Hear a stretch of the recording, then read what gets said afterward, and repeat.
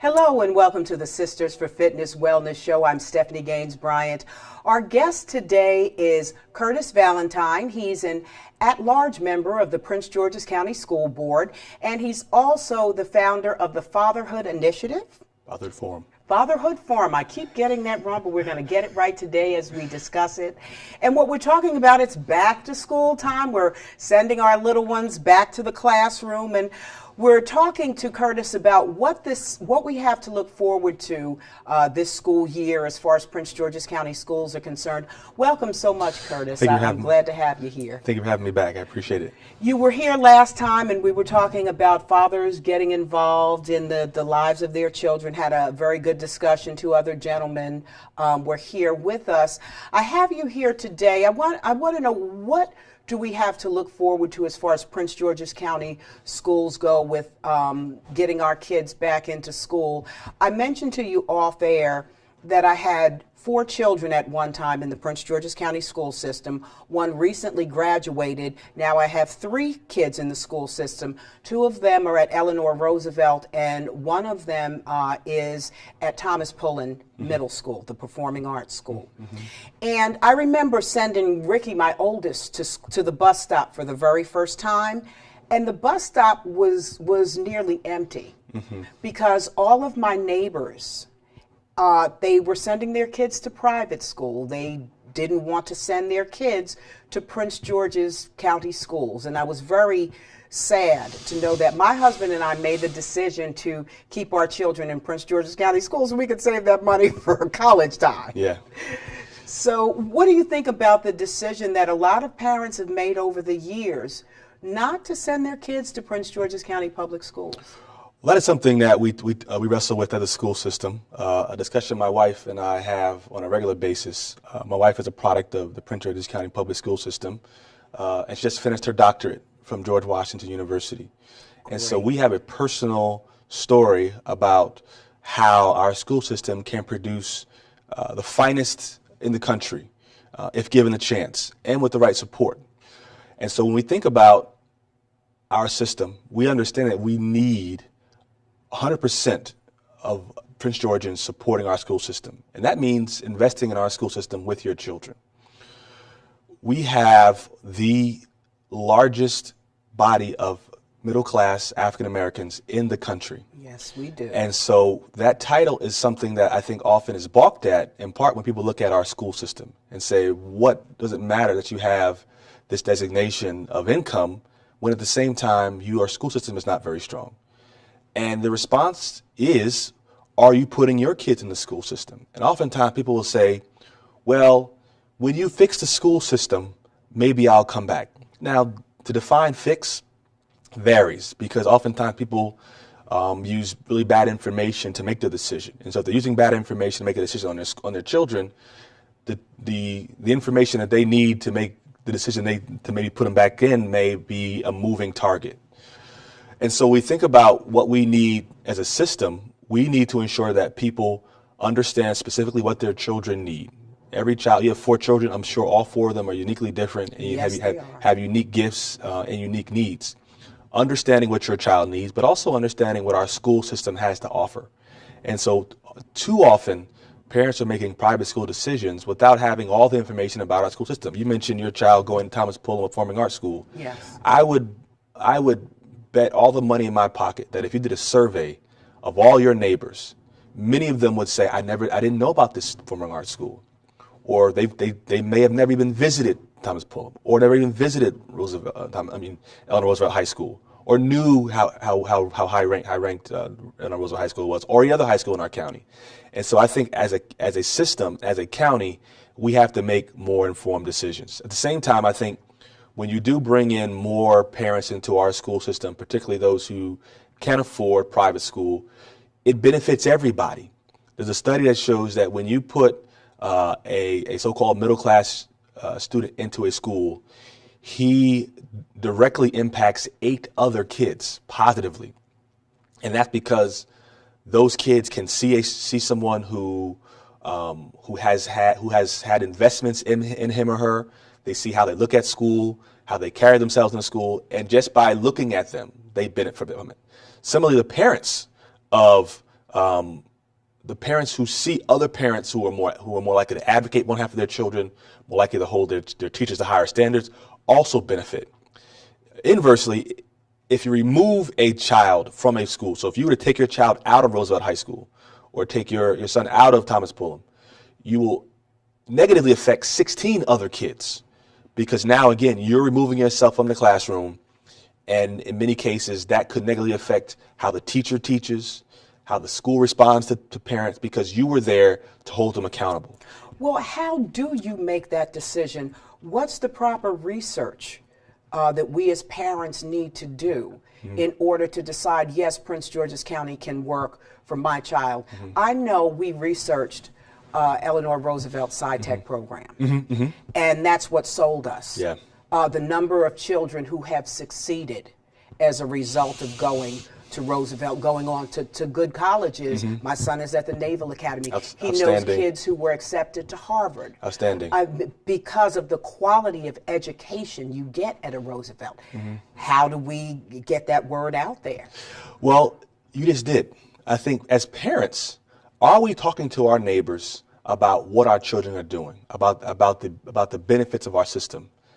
When people meet you and they find their child went to the Naval Academy and know where you live, there's a good chance they're probably assuming your child went to a private school, because they'll say, well, if he went to the Naval Academy and you live in this community, he had to go to private school because a public school couldn't produce someone like that. But we have to be more upfront and open about where we send our kids.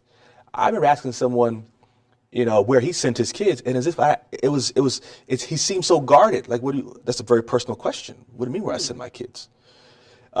It's as if I asked him what his, religious affiliation was, or, whether he paid his, the questions people say don't ask, and so when people are defensive about that, people are less likely to talk about where they send their kids, because they believe they'll get judged if they say they send their kids to private schools in one community, or they may get judged if they send their kids to public school in another community. And so being very upfront about where you send your kids, just like you would, when you brag about your hairstylist, or where you bought your car, or who's your real estate agent is.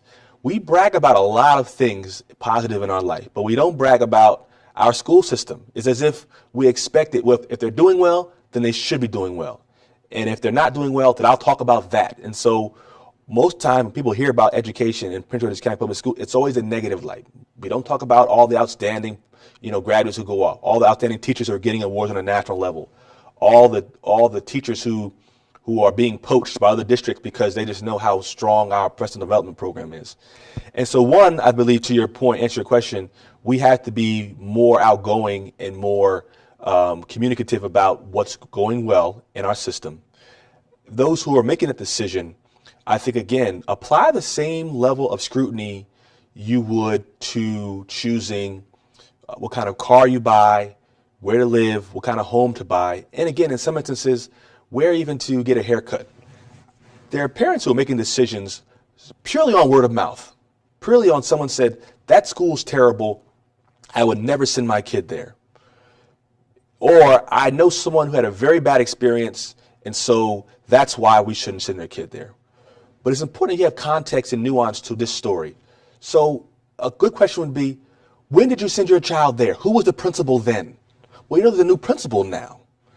What were some of the the struggles your child had, where my child had this special need? Okay, so this school may struggle with students who have this special need, but your child doesn't have that special need. So your child most likely will not have the same experience. Well, did you actually attend the school? Did you go into the school, and did you see the school? Did you meet with the school leadership? Well, no. I heard a negative story. I heard 2 or 3 negative stories, and so I made a decision based on that. Stephanie, I would never get my hair cut from someone purely based off of word of mouth. I would probably sit in the barbershop and watch him maybe cut 2 or 3 people's hair before I made a decision. I would actually go in before I make a decision about what to do or not to do. I would ask questions. I would find out the prices. I would find out how much your prices are versus his prices, because I know this is a very permanent decision. And so when I think about us as a county, I think we need to be more mindful about how we make decisions, knowing that the impact of that decision is not only felt on your own home, but on your community as a whole. We're going to get back to talking about the county in a moment, but let's talk about the state of Maryland. What grade would you give us as far as the state when it comes to other states, or do we have the resources we need to graduate students who can go out and do great things? Well, the state of Maryland is, up until a few years ago, was rated #1 in the country for public education. And that was by Education Week magazine. And what they were using to make the determination was, in many ways, indicators that skewed towards the percentage of students who we had were very high achieving. So number of students who took an AP exam, passed an AP exam, students who are in IB, students, graduation rates, obviously, and things like that. And so because we have very, very strong systems like Montgomery County, like Howard County, which are probably 2 of the top 10 systems in the country, they were able to paint Maryland in a way that told the country that this is a great place to send your child or move to because it's a very strong school system. But behind all that, there were systems that had pockets that needed to be drastically improved, like Prince George's County, like Baltimore City, like parts of maybe Charles County and others, in Baltimore County. And so as we're looking at where we've come, which is, you're seeing obviously our system making leaps in graduation rate, in enrollment, in kindergarten readiness, in retention of quality teachers. Baltimore City struggling a little bit with leadership, and so they've had their 3rd superintendent in like 6 years. They're in a transition, I think, trying to find the right leader. Prince George's County, I think we have found the right leader in Dr. Maxwell. We are in a place where we have, I think, the correct governing structure as far as a school board. And so every year we get better at what we do, and you're seeing the results of that in very quantitative data around, again, graduation rate, around 9th grade passage rate, around college placement, around kindergarten readiness, again, around retention. But as a state, I think we will struggle if we do not have the support at the state level from the governor and from the legislature in funding. There has been funds that have been withheld from districts like Prince George's County and Baltimore City by the governor's office, which could help us in school construction, in early childhood readiness. And so as a state, we are in jeopardy of being, regressing in a lot of ways if we are not much more mindful in how we invest in education. Because like the old adage says, you will pay me now or pay me later. If you invest in education now, you will have to pay for it in other services on the back end if we're not investing in our future right now. What do you think is the main issue confronting Prince George's County schools?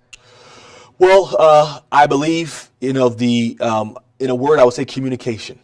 And I touched on this earlier, and I think us as a system, as a community, being more open about our experience in the classroom, our experience within our school system to folks in the community, understanding that what we say matters. And so we're talking to our neighbors, we're talking to other parents, when we're talking to our teachers, what we say to them will have an impact on how they view the system, whether they decide to put their child in the system, and I think all the impacts I said earlier, whether they are willing to invest in our system with their time or their resources.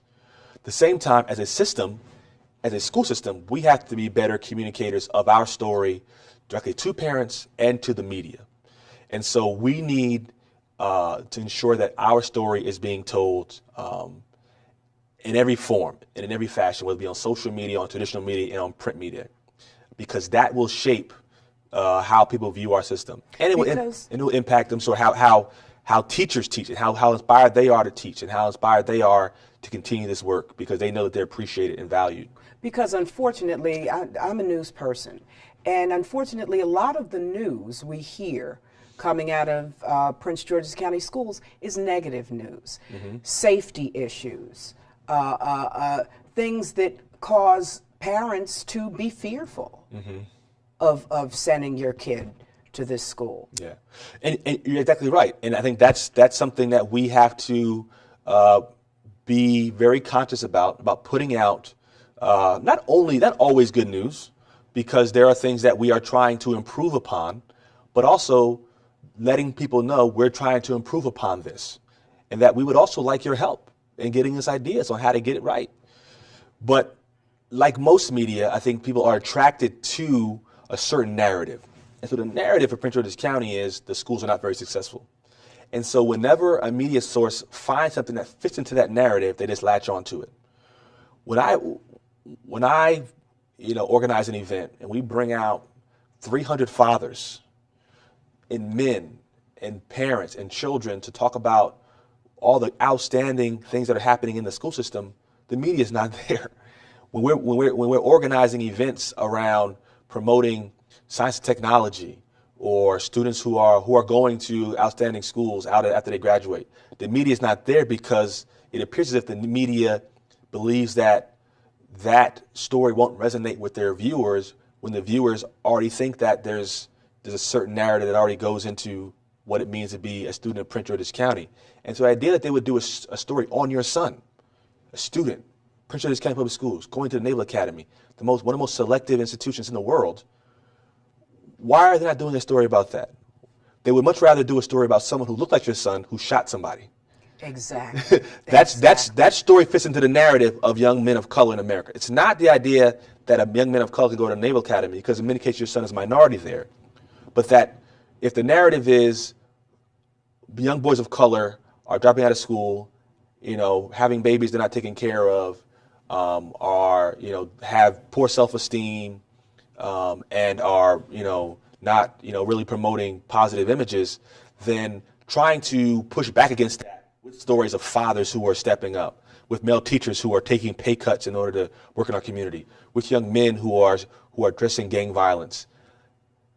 That wouldn't fit into the narrative. And so to find someone who's actually literally pushing back against a lot of these issues and putting a story out that is just not happening. So I think for us, I'm in the business of trying to push out all of the things that the media is not covering. So I definitely applaud you in what you're doing. I also work very closely with Easy Street from 93.9.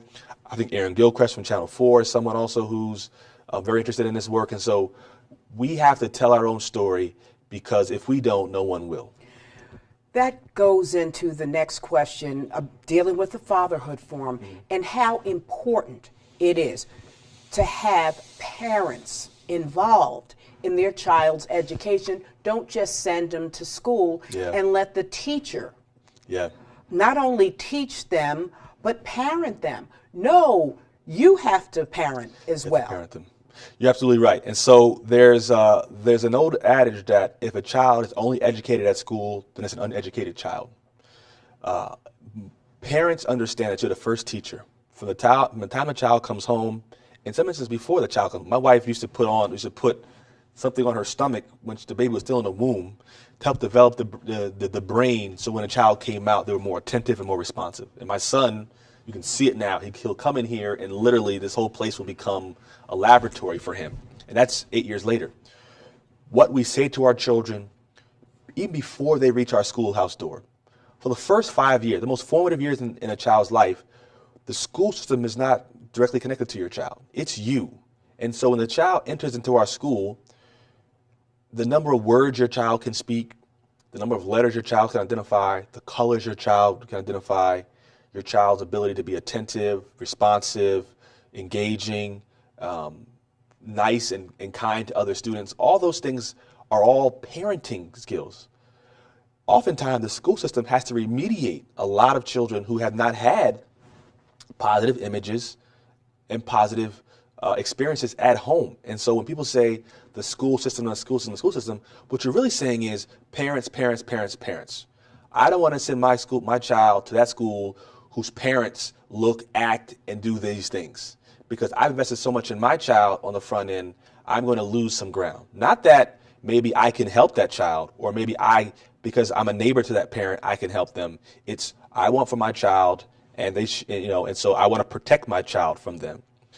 So as I think about, where where we need to put our time and our investment, it is really in ensuring that parents feel equipped on the front end through information. And so we've started something called the Family Institute, which is going to really empower parents and align them with services to make sure that they are getting their children ready for school. What is that about?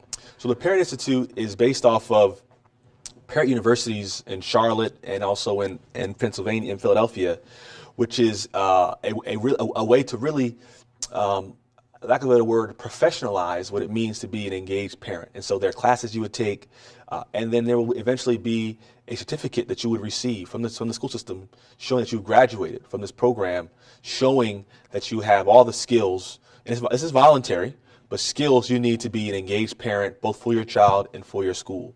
Because for some reason, I think we give, we ask a lot from our teachers. We want to make sure they have bachelor's degrees and master's degrees and certifications and professional development hours, and their classrooms look a certain way, and all these things.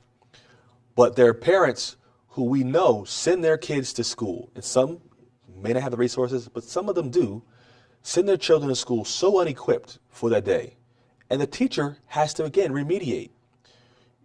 Are we holding that parent accountable? Not really. Is that parent reading to that child at night? Maybe not. Is there a way to penalize that parent for that? No. Should we be? Maybe not. But we want to make sure that we are asking as much of our parents are we asking of our teachers.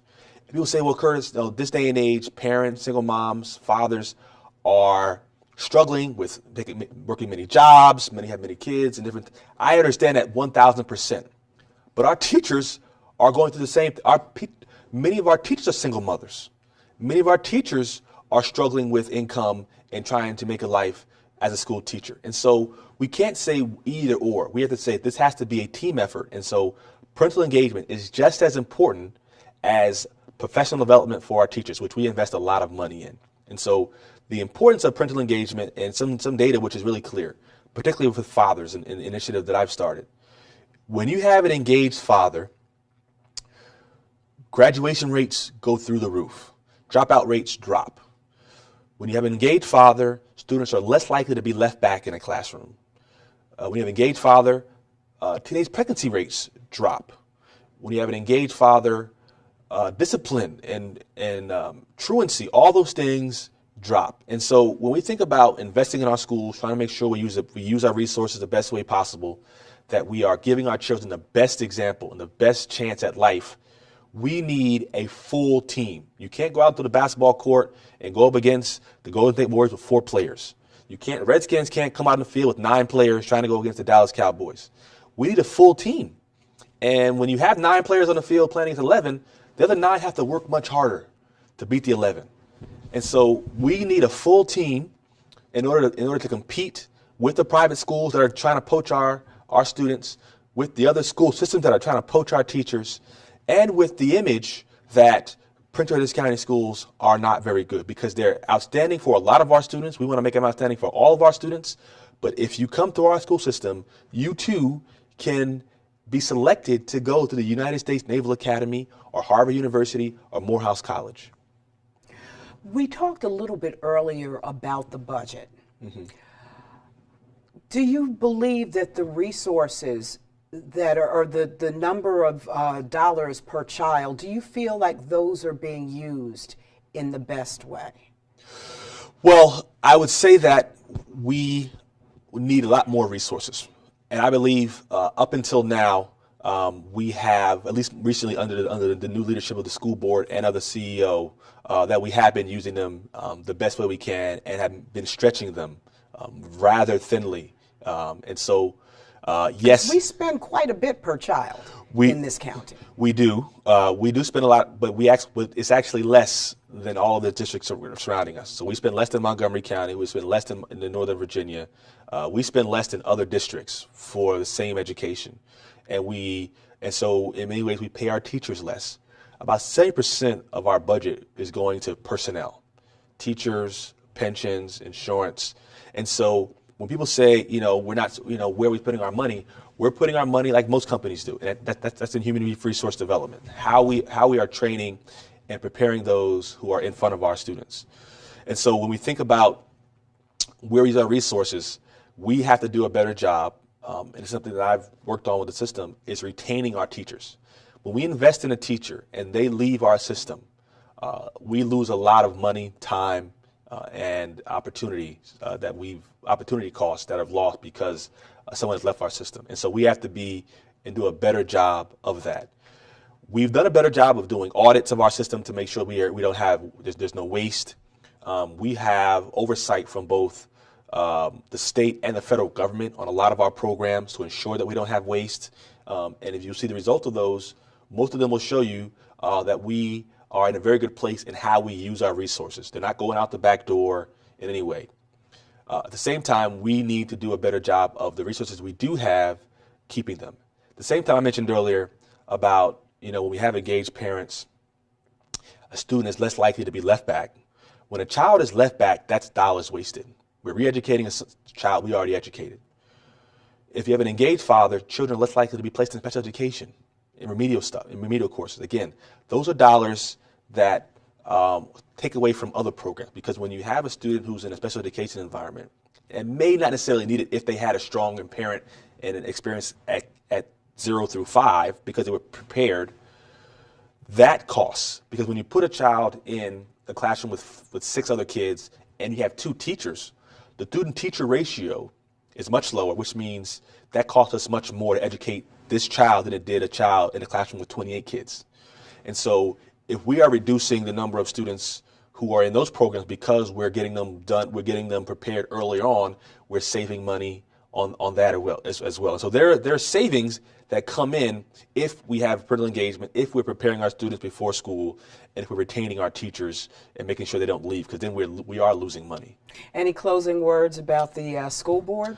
I'm excited about a school year. Every day is an opportunity to serve our system. I'm excited and very proud to have been really put in this position to have an impact on the school system. I understand the impact public education can have on a community and on an individual. I'm a product of the public school system. And so please, those who are thinking about our public school system, stop by a school. You can email me, find my name on the website, contact me, visit a school, get involved in our school system, get involved in our community. There's no other better time to do it than right now. We need you so much. We really do. We really do. And I learned you really did impact me with the words, get the word out there. Don't keep these positive stories. Tell our story. To yourself. Tell other people what your experience has been. Tell our story. And I will do that from now on. Thank you. And you've done it today, and you keep doing it. So thank you so much for all you do as a PGCPS parent, mother, an outstanding alum of an outstanding historically black college. And congratulations to your wife. You mentioned that. She's a doctorate, and so we have we have more doctorates in our school system than any other school system in the region, and so that's also a story that we don't tell. My wife is a doctor. She's assistant principal. Her principal at Largo High School has a doctorate. A lot of her colleagues are studying doctorates, and so they are preparing themselves to be the best educator they can be. We as the community, we as parents have to do the same. So tell our story, get the word out. We're doing outstanding things in our system, and so we want you to become part of that change with us. Thank you so much for joining us. Thanks for having me. We've been talking to Curtis Valentine. He's at-large member for the Prince George's County School Board. I'm Stephanie Gaines-Bryant. You've been watching the Sisters for Fitness Wellness Show. Have a great day.